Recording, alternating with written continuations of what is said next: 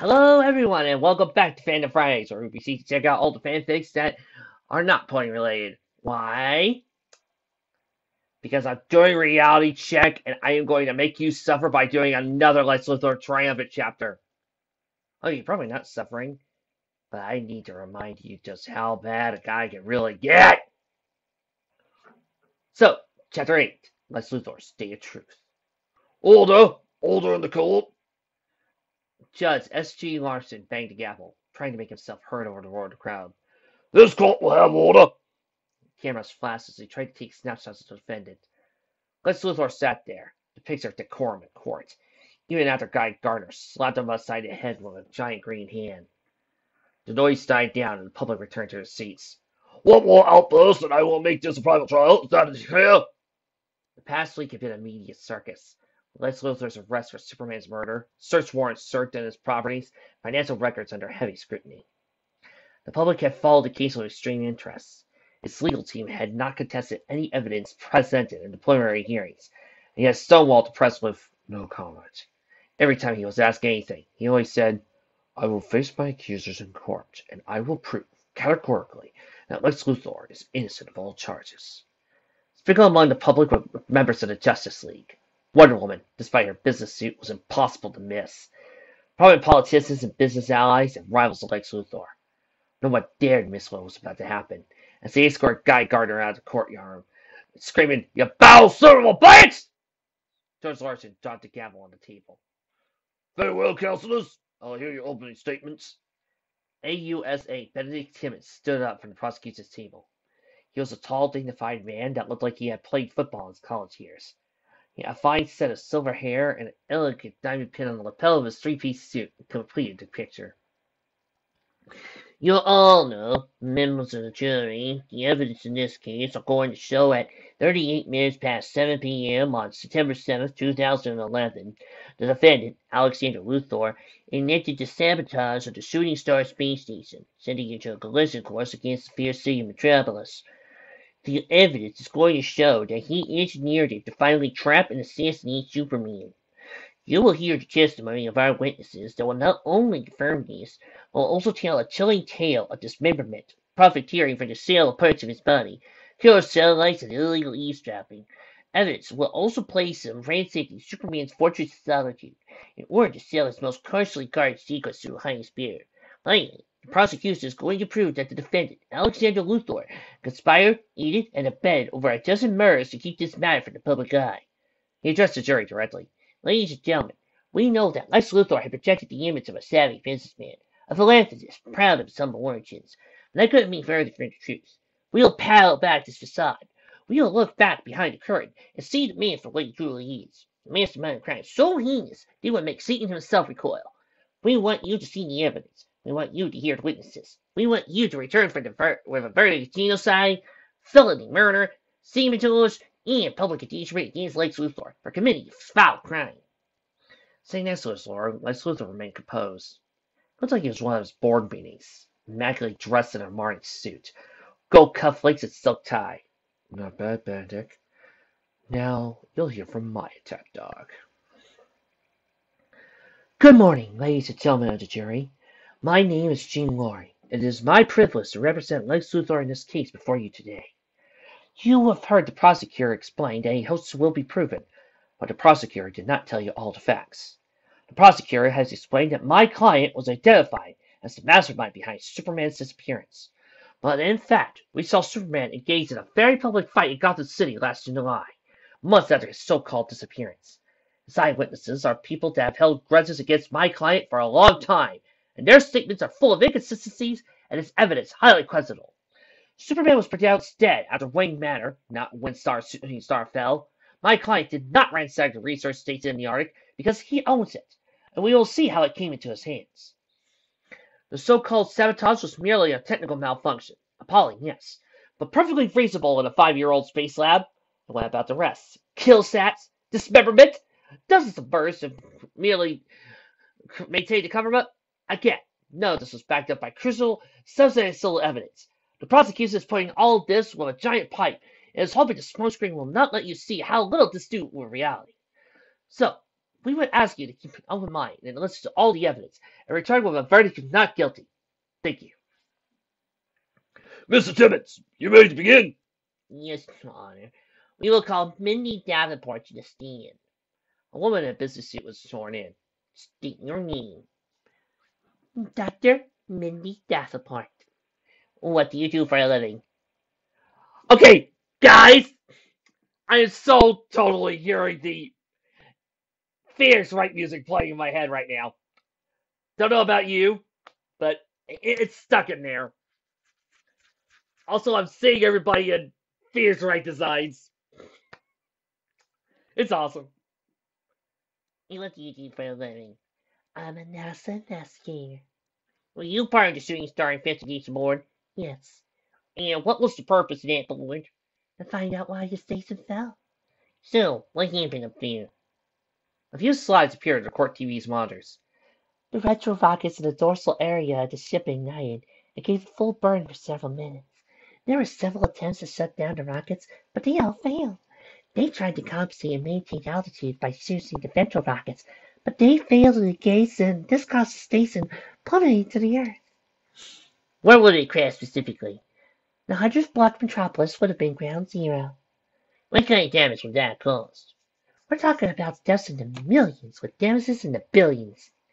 Dr. Davenport, was your agency able to establish a cause? Yes. Please elaborate. We went over the onboard computer systems, and we were able to determine that an order to switch to retro rockets was given, not going to have orbit. Yeah, was the order given? It was given from the master computer and master control. And where is this computer? Let's go. And was there something unusual about this station? Why, yes. We located a small metallic chamber located in the ventral side of the station. And why was it unusual? Because it was placed in the most likely spot someone would use to hold the station, should it be following up towards a large city. Objection! Speculation! Your Honor, she is a NASA expert. This falls well within her area of expertise. Overruled. Was there any mention in the station's documents about the purpose of this chamber? No mention whatsoever. As a NASA technician, what do you think would be the purpose of this chamber? To trap Superman. Objection! Withdrawn. No further questions. Miss Lauren, your witness. Yes, Your Honor. Thank you. Jean stood up, holding a yellow folder with several sheets of paper. Miss Davenport, why are we hearing all this evidence right now?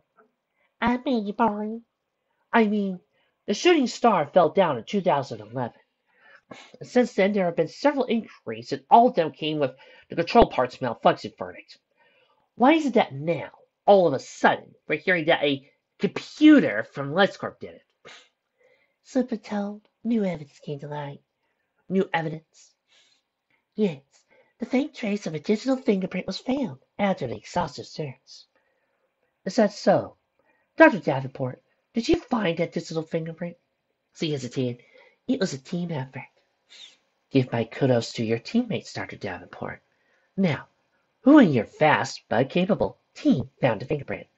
Well, I can't specifically say who did it. Dr. Davenport, could you please tell me who Victor Stone is? She looked at Timmons. He looked like the wind had been knocked out of him. Dr. Davenport. Oh, yes. Mr. Stone is a computer assistant. Is that his night job? I thought he was one of the Teen Titans. Cyborg, if I recall correctly. Mindy shrugged. Yes, that's him. Isn't it true that he is your computer expert that found the so-called digital fingerprints leading to LexCorp's computer system? Yes. And those findings were recorded in the new report prepared for this trial? Yes. Isn't it true that Shooting Starboard revealed that the failure in the retro rockets was due to a defective valve provided by the Tango systems? Yes. Wasn't this confirmed by an independent agency the following year? Yes. And another independent study this year? Yes. So, 3 in-depth revisions failed to reveal tampering, hidden programs, Trojan viruses, and bugs in the system. Wasn't that the result of those studies that the computer was not, I repeat, not the cause of failure? Yes. Now, tell me, is Techno Systems, the maker of the defective foul, owned or operated by LexCorp?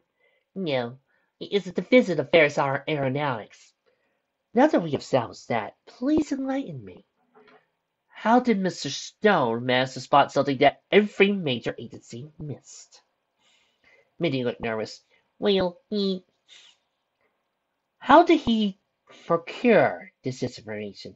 I know, Dr. Davenport. Did he use the PTX-93 computer, the localized scanner, the latest Wayne Tech or Cord Industries software? Davenport looked ill at ease. It's okay to admit you don't know. No, I don't know. She was flustered. The interface was a computer and found the trace. Interfaced. Please, elaborate. Well, he plugged himself into the mainframe. Plugged himself? Yes. With a wire coming out of his prosthetic hand. We went over the entire system. And then he told you that he found the trace. That's right. Dr. Davenport, please tell me when the latest Victor Stone article was published. Article? Yes. In order to consider Victor Stone's testimony as coming from an expert, he has to subject himself to the same standards. Article publishing, peer review, determination of error rate. Tell me, does Mr. Stone comply with any qualifications we subject to every other witness? No, but he's a superhero. And is he affiliated with a recognized authority? Is he deputized? Is his operating system or analytical system subject to the government controls and inspections? Has he established his bona fides? No, but he has worked closely with New York authorities. Dr. Davenport, government agencies do not grant authority by association. He and his gang of teen sleuths might have told the FBI that Timmy fell down the well, but that does not mean his ramblings can stand up in court. Your Honor, the defense moves to suppress Mr. Stone's findings for the record. He is clearly a biased source and used a computer program no one has, with a computer no one can use, and found a fingerprint no one else can see. We have dozens of reputed and approved experts that found absolutely no trace to what Mr. Stone had claimed to have seen. Objection! Simmons rose to his feet. It was conducted in good faith. Did anyone manage to duplicate the results Mr. Stone found? No, Your Honor. Overruled, the judge said. Mr. Timmons, you soon know better. Dr. Davenport, do you know what kind of research was conducted in the Shooting Star? No. Few people would. Jean submitted a folder bulging with yellow pages to the judge. Your Honor, we would like to introduce the Shooting Star's complete research schedule. They were working with several harmful substances that required being stored outside the station, and the experiments were done in a laboratory purposely built outside, with no access for the station. You are, basically, asking why our hazardous material research station had a hazardous material storage closet. You don't know. Did you know of Mr. Luthor's whereabouts that day? No. He was at a business meeting in Gardner Plaza, right in the middle of the 100th block. If the station had plummeted and destroyed Metropolis, Mr. Luthor would have been among the casualties. Jean approached the jury and spoke, without looking at Dr. Davenport. Have you heard of the term supermanning? Yes, I have. Could you tell us what it means? It's a method of construction and assembly that takes into consideration Superman's intervention. In a case of accident, collision, or malfunction, he can safely hold the vessel from his spot without compromising its integrity. And knowing this, didn't you stop to consider that the shooting star had been Superman? That the so-called Superman trap spot was nothing more than a design, a purposely built Superman rescue spot? Yes, but the star's causes seem to... And are both of these features present in their approved blueprints, years before LexCorp absorbed stupider systems? Yes. No further questions. Dean walked back to the defense table and took a seat. The problem is I've done the Metropolitan Man rational fic, and they were trying to be all rational with their little jury story. This blows that out of the water so hard. Well done. Like said, thanks. By the way, don't look at their table. Wonder Woman looks completely pissed off. Your Honor, the prosecution would like to call Lieutenant Colonel Steve Trevor. Calling, Lex looked at the prosecution's table. Timmons appeared relaxed, but when seconds passed, Trevor did not walk into the courtroom. A bit of panic flashed behind his eyes. The door was open, but instead of the aide's lieutenant colonel, a man in a dark gray suit entered the courtroom. He approached Timmons and handed him a note. Puzzled, Timmons spoke up. Your Honor, we're going to need to speak to you and your chambers. Your Honor, this is a dilatory tactic for the prosecution. Don't jump the gun, Miss Lord, in my chambers. Timmons, Laurie, and Luthor followed the judge into his chambers. They were joined by a man in a dark green suit. Now, what is this all about? Who are you? Tresser, from NASA. I'm sorry, but Lieutenant Colonel Trevor won't be allowed to testify. Why in the world will he be allowed to? The nature of his work is hardly classified. He said as he gave the judge a letter. I'm sorry, but it's a matter of national security. The closure of what he knows could very well put U.S. Army personnel in danger and compromise the security of our armed forces at home and abroad. Your Honor, this is outrageous. Colonel Trevor's testimony regarding tank playing and IO satellite is key to... That is exactly what he can't talk about. The nature of the protection, specifications of the satellite and its capabilities are top secret. A word this will put our boys in great danger. Your Honor, the prosecution vehemently insists. Insist all you want. If Lieutenant Trevor testifies, he'll be lucky to work as a mall cop. You don't want to mess around with these kinds of secrets. He took a document from his briefcase and handed it to the judge. This is a federal order to suppress this evidence and testimony. I'm going to need everything he gave you. Minutes passed, says Larson read. I'm afraid I'm going to have to tell you with Tristan. Strike his testimony out the record and give the agent what he asked for. As he walked back to court, Lex whispered to Jean. And Ted takes care of the kill set and the tank playing. Now for the vests. The court broke for lunch when he returned. Lex saw that Timmons had rallied admirably. Your Honor, the prosecution would like to call Dr. Emmett Gordon. Gordon was sworn in and introduced himself as a scientist for Star Labs.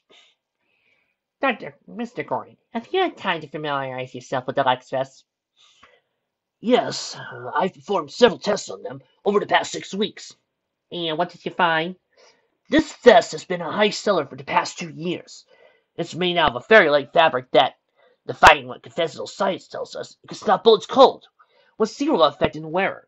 The low end ones can stop a .357 slug, but the high end ones strug off AK-47 bullets like they are rainwater. I whispered to Jean. My, he's a right copy for my catalogs. What made you examine the vest in the first place? The scientific aspect intrigued me. Here was a piece of fabric that was telekinetic to shut up and sit in the corner. I wanted to know why. We purchased one, and when we examined it, we found what looked like to be organic tissue. And what did you do? I took a sample and ran through my scanner. The results shocked me. It was Superman's DNA. Are you sure? I ran the scan 5 times myself. It's no doubt it's his. And what did you do with this information? Did you tell anyone? I told everyone, but nobody believed me. The DNA sample. Surely that would have been the preferable smoking gun. My boss would not allow me to take it off site. I valued my job, so I listened to him. No further questions. Miss Laurie, your witness. Mr. Gordon, finding Superman's DNA must have been traumatic. It was. A sample of that size, multiplied by a number of vests floating around. Please tell the court, how did you obtain Superman's DNA in order to make the comparison? Excuse me? How did you get Superman's DNA to compare it to the so-called match in the Lex vest? Oh, that! We got our sample for the Justice League. When? 8 or 9 months ago. Out of the blue? You started testing 6 weeks ago, and you had the DNA in your database more than a half a year before even thinking about doing tests? Strikes me as unusual.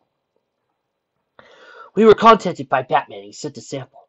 He wanted us to have it in our database, in case Superman's DNA showed up in any sort of investigation, and we could have ways to identify it.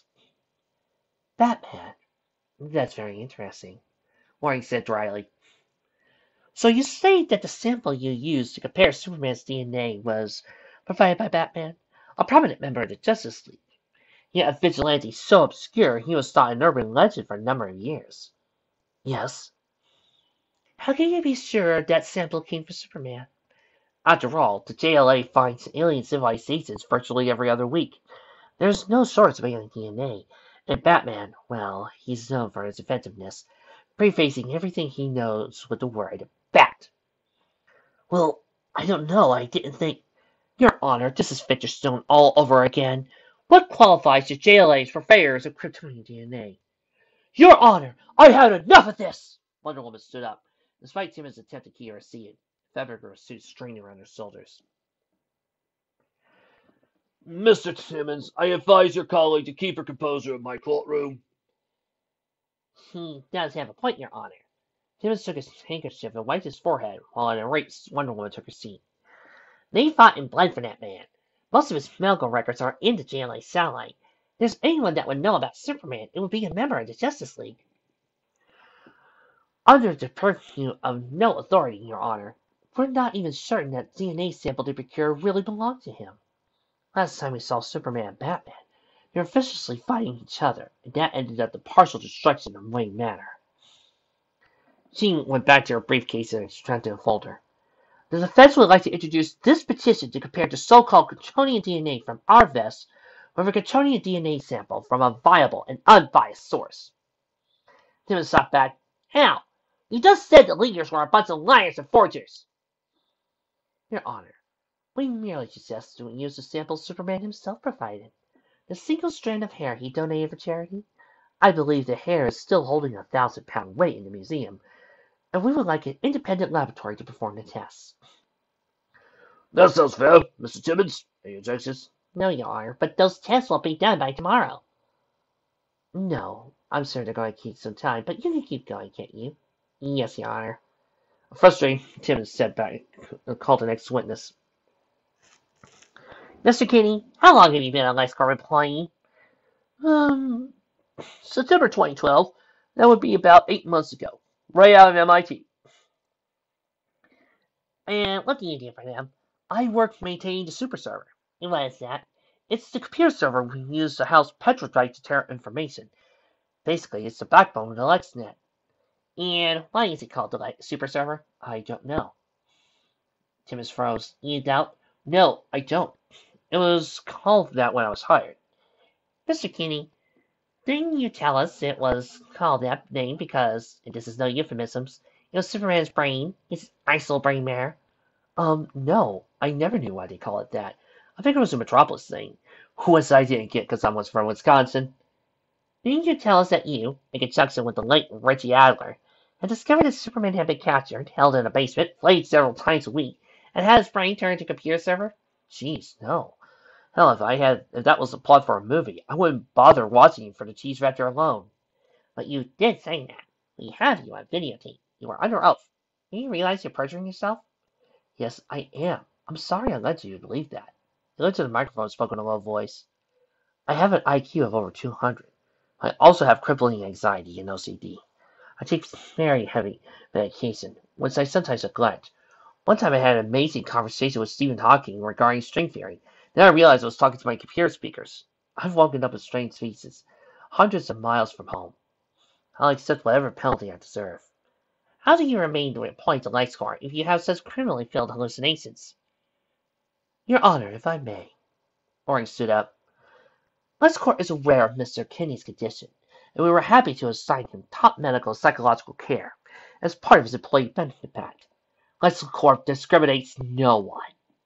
Timmons glared at her. Any further questions, Your Counselor? No, Your Honor. He set the file in his briefcase and closed it with a bang. Miss Loring? Mr. Kinney, why did you testify things you knew were false? I was off my meds. I'm deeply sorry, Mr. Luthor. I didn't mean to cause you harm or to discredit your company. Thank you. No further questions. The judge rapped the gavel. Well done for today. We'll reconvene tomorrow at 9 a.m. Wait, is is this the first courtroom drama we've ever had on this show? My God, I don't believe this. Almost 6 years of doing this show, I think, and I've never done a courtroom drama. I've done political dramas. Thank you, Linda Price. I've done big epics, but courtroom? Learn something new every day. Speaking of epics, we gotta redo that story of She-Ra and Lord of the Rings.